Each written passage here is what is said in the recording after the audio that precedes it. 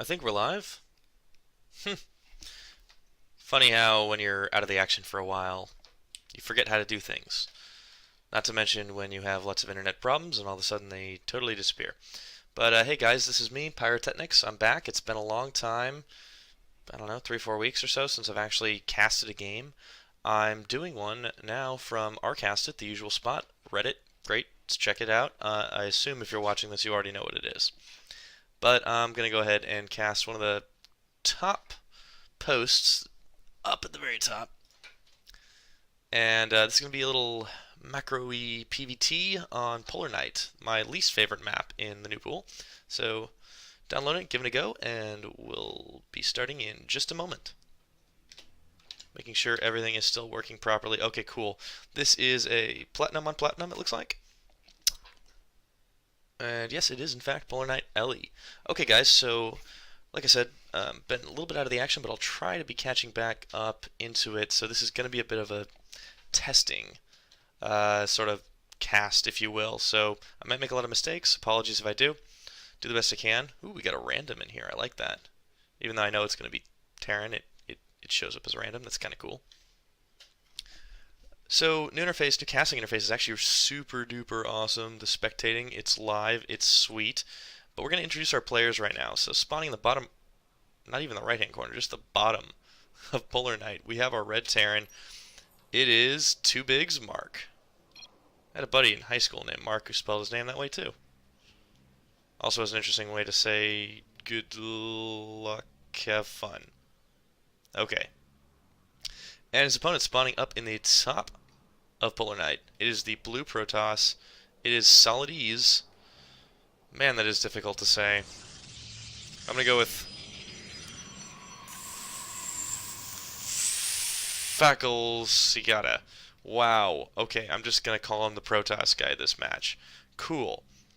So right now, both players are playing pretty standard, except for... yeah, it looks like Marc is actually going for a supply depot outside of his main. He's not going to be walling off. Interesting decision. I don't know if it's the right decision to not try and wall off. It looks like he's about to start building barracks, and he will. No surprises there. It's fairly standard to do and to take, but yeah, he's not going to really give his opponent a lot of information, nothing specialized. So the scouting probe, while being very annoying, is going to die without getting any useful information whatsoever out of his opponent. It looks like the Protoss will be, in fact, walling himself off with a gateway, as well as his first pylon. Continues to crank out probes all the while, and it looks like, now that the scout is gone, Marc is building himself a refinery. Easy enough. We're going to see what's going to happen next. It's going to be some Reaper harassment. Depending on how heavily he commits to it, it could do a serious bit of damage. First cast now being taken for Protoss. Very, very standard play still. Nexus continuing it to warp out more and more probes, even being chrono boosted right now. Nothing else suspended on at the moment. And another pylon goes into the back of the base. SCV comes in for the scout.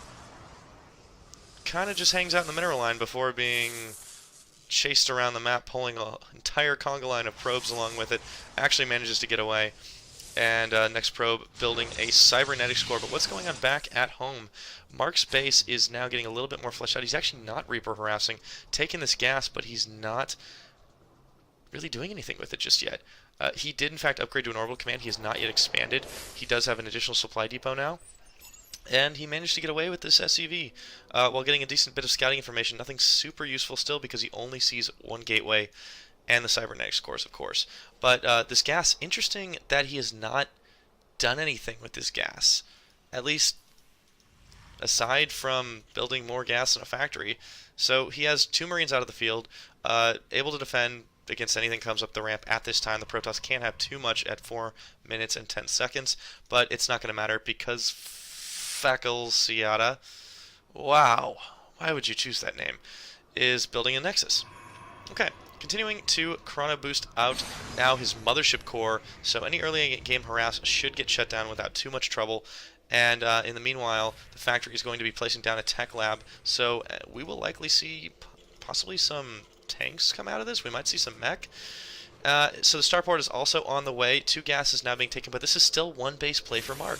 He's also not even really that up in supply, down to 25. His opponent only has 25 as well, but a lot of that is army, actually. And if you look at the worker count, it's actually slightly in favor of the Protoss, and it's evening out just a little bit, but that's really, now that he's going to have the second Nexus up, he's going to be able to mine a lot heavier, and there's no pressure coming out of Marc.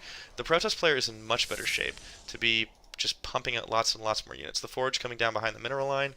We are going to see the Mothership Core defending in a frontal position. Nexus just finishing up. And it's going to be Cloaked Banshees. Okay, now this is a good choice. No detection. More gateways coming out. It will in fact be 3-gate, possibly into Robo. But there's not a lot of stuff to defend here, and there is no detection. The Mothership Core is the only means of defense. Cloaked Banshees can wreak absolute havoc all over that Protoss base. Another command center now being built as the barracks backs away to give it a little more space. And the first of the Cloaked Banshees, well, Cloak is still being researched, but the first of the Banshees is coming out right now. 6 Marines out on the field to defend, but they don't really need to defend against anything. There's only a Stalker and a Mothership Core out on the field right now. Warp Gate research coming in, and here comes the Robo Bay. But will it finish in time to get out an Observer?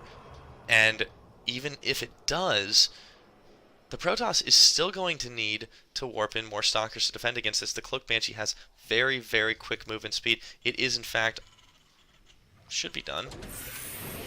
Where is that Banshee? Where is that Banshee? I don't even see it. Oh well, I'm sure I'll see it when it's important.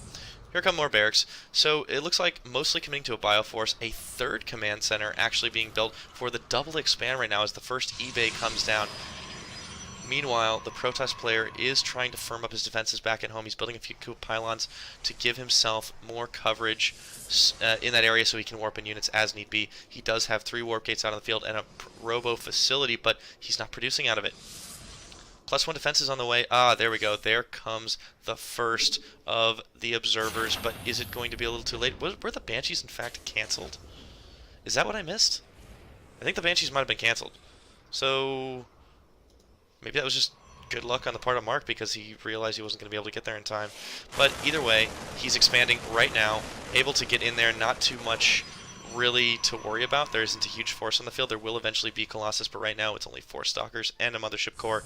Very macro, no engagements whatsoever past that initial worker harass. And when I say worker harass, I mean workers harassing workers. But the bunker will go up as well as these 2 gases. And meanwhile, back at home base, Marc is continuing to build up his 3rd supply depot, now researching +1 attack for his Bioforces, committing to that. He does have 3 barracks, 1 tech lab, and 2 reactors on each. The starport also has a reactor, but it's not building anything else. We're going to see medevacs out of it soon enough, but there's nothing right now, and it looks like the Observer's going to go in for the Scout. More and more Stalkers being warped in. A complete Stalker-centric army with this, but he does have good coverage. And there goes the scan down. Where it was, I don't know. Wow, I gotta get back into this.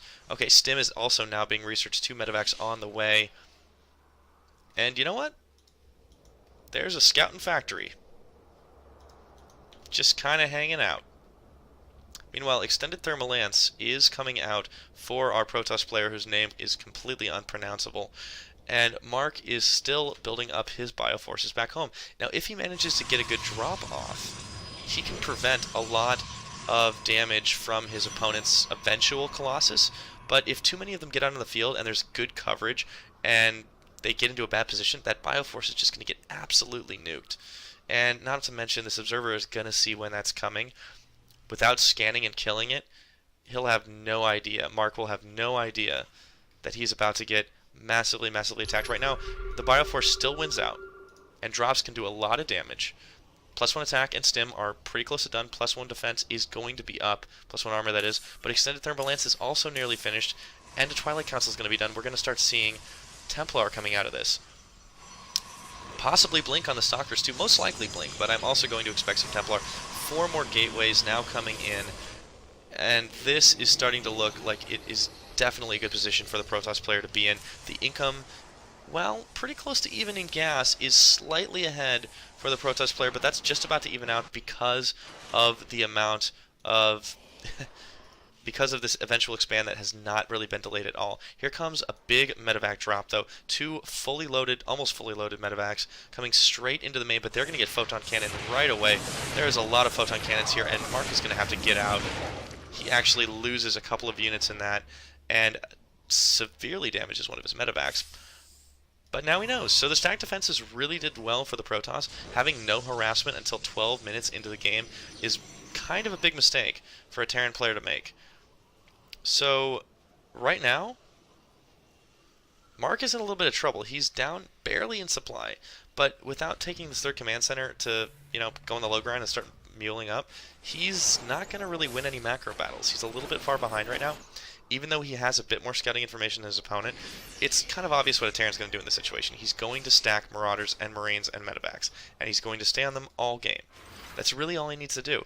And all the Protoss needs to do is just continue to mass up Colossus and Stalkers, and he really should have a couple of Sentries and Zealots with this, but he instead pushing straight away with what he has.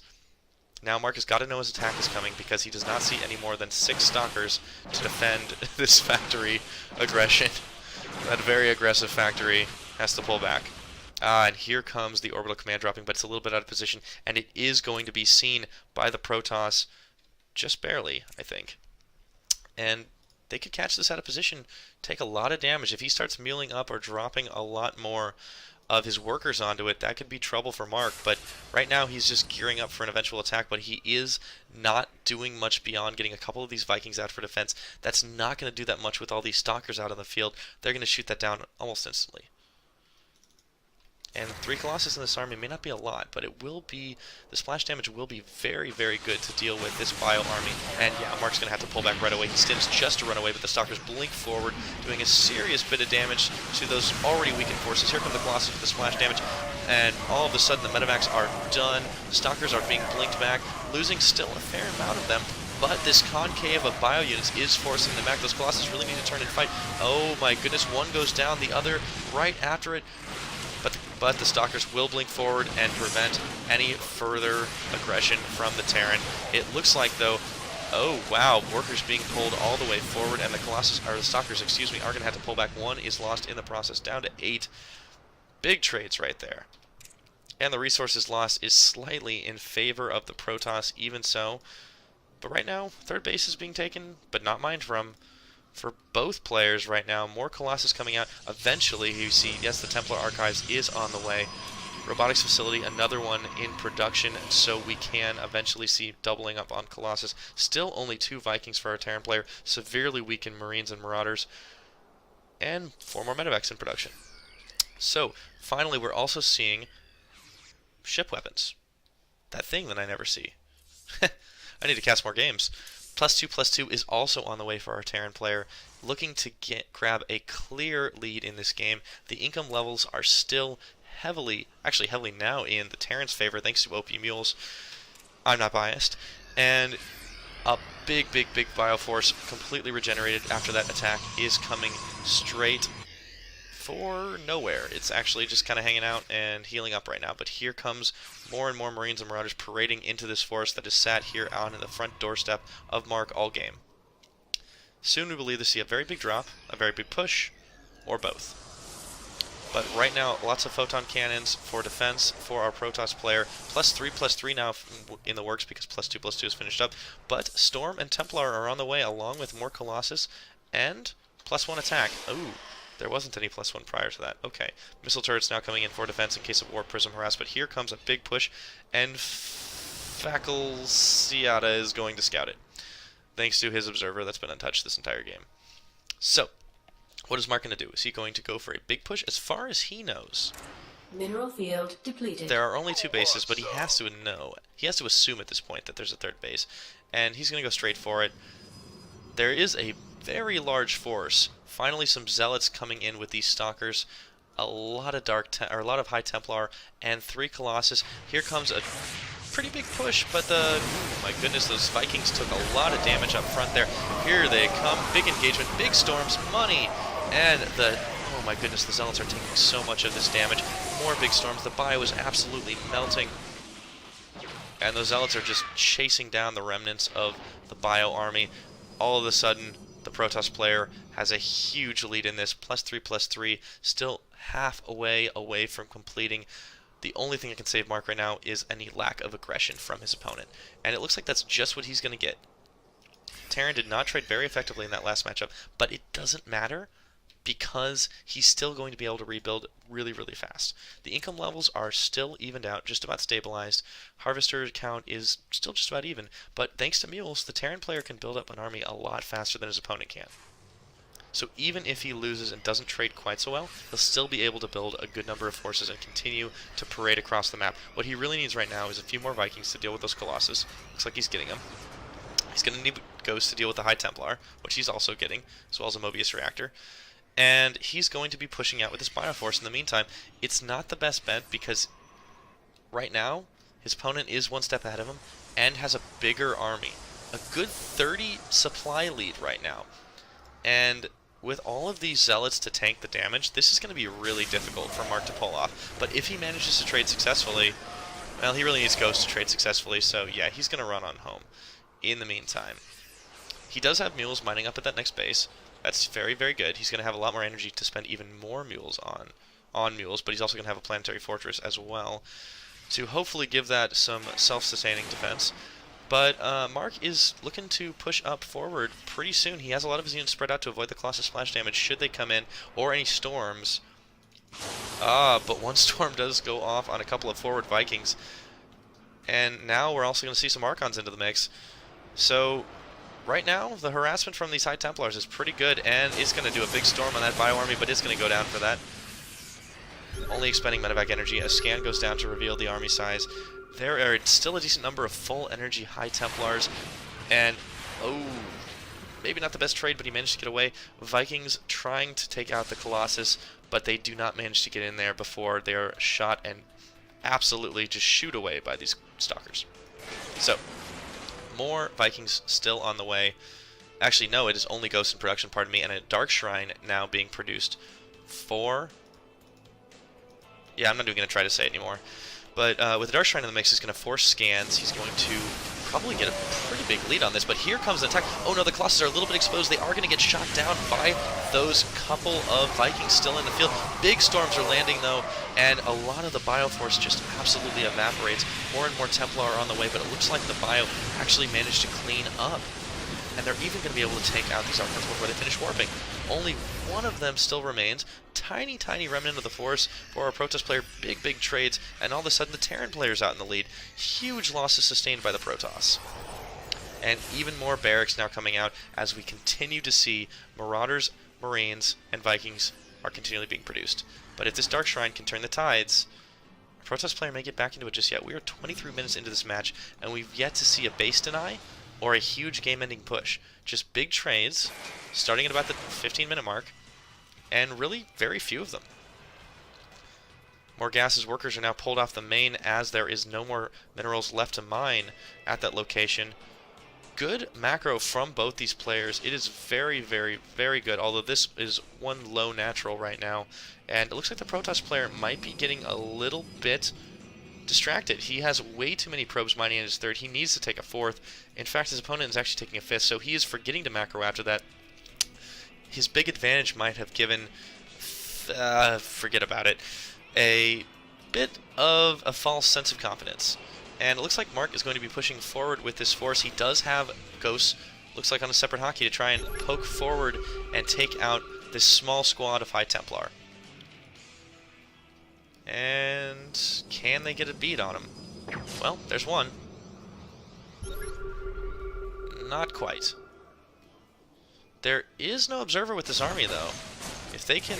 No, they're not cloaking. Okay, but here comes a big engage. Oh, if they catch them out of position, the EMP is going down, killing a lot of those shields, that is. Looks like it doesn't quite want to commit to an attack while there are photon cannons. They are good detectors, of course, too. And the Dark Templar are also kind of trying to scurry out of the range of those ghosts. But here it comes, a big, big engagement. Lots and lots of Zealots streaming in, trying to tank the damage. Marauder doing so much, though. And here come the High Templar. They have no energy left. The EMPs did a lot of damage to them as well. couple of storms landing, but it's not nearly going to be enough. The Bioforce is going to manage to clean this up. In fact, he could push this right now if he wanted to, but Marc is not going to. He's having a bit of trouble with those Dark Templar. Oh, if only he scanned.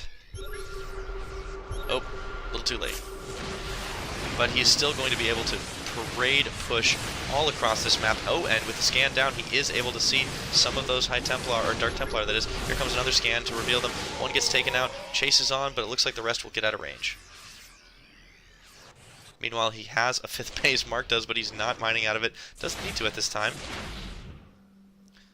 And he's just going to continually produce more Marines, Marauders, Vikings, Ghosts, and add on whatever he can, like an orbital command. Plus, 2 attack now being researched for the Protoss play. The upgrade's sufficiently behind. He does have +3 armor, and he's had that for quite a while, but +1 attack has been the only thing he's gotten since that, and his Terran opponent has +2 ship weapons, +3/+3 for his Bioforces, and all the other upgrades, of course, too. So, the real question now is, what kind of angle can each player get on the other to take an advantage, and what can the Protoss player do to come back from this income deficit? He's running out of money. He's running out of it fast. And if he doesn't take a 4th base soon, he's in a lot of trouble. Oh, excuse me, he does have 4th base taken. Excuse me, he's taking it into this back corner, this one place that Polar Knight is great for. He's going to be just fine. Although, personal cloaking on the Ghosts is now coming out, so maybe a little bit late in the game for this, but that explains why he hasn't bothered cloaking before. We're going to see a couple of Vikings try to pick off one of those Colossus. It does do a fair amount of damage without any repercussions, wasting a storm as well. But those Colossus are well protected by those photon cannons, and soon to be another squad of Stalkers. Bit of a standoff right now, and it looks like the Terran player does not want to go in. He is maxed out on 200-200, continuing to produce as much as he can with Ghost Cloaking coming up. It will be a pretty big deal, but he can definitely deny this 5th base right now. Not really in a position to deny the 4th, but he can come. Instead of that, he's not denying that 5th base. He is, in fact, going straight into the natural and forcing the engagement from the Protoss player. Big storms land on all the Bioforces, but they just keep stimming forward anyways. Oh my goodness, the entire army of the Protoss is melting right now as Marauders and Marines clean up everything. Going in for the big engage. A lot of low-health Marines and Marauders, though, they're going to die if they don't trade very effectively. A lot of Zealots absorbing the damage. Big money storms coming in. But nonetheless, Marc is taking a decisive lead in this game. And now with absolutely nothing left to defend, Fakelsceada is in a lot of trouble. And this last mining nexus will go down. Excuse me, there is another, but it's not going to last that long. Scans reveal the Dark Templar as they get slowly fired down. And yes, they all do. Not a lot of Bioforces left on the field, but there they go. Oh, and yeah, with more units parading out, at least, you know, preparing for a secondary assault, we are going to see Marc take a big lead, and here goes the GG. Fakelsceada calls it, and he's out. Well, that was an interesting game. It was very long, 30 minutes. That's long by StarCraft standards. So, it was definitely a macro-oriented game. There were no engagements taken that were really unnecessary. I really liked the control and handling of both players. Their army control was pretty good. Their macro, until the Protoss player slipped up, was absolutely impeccable. It was good. It was absolutely good. And for a wonderful game, thank you very much, both you guys, Fakelsceada and Marc. So I hope you enjoyed the cast. If you like, follow me on Twitter at Pyrotechnics, or watch me on YouTube. I'm Mr. Pyrotechnics on there.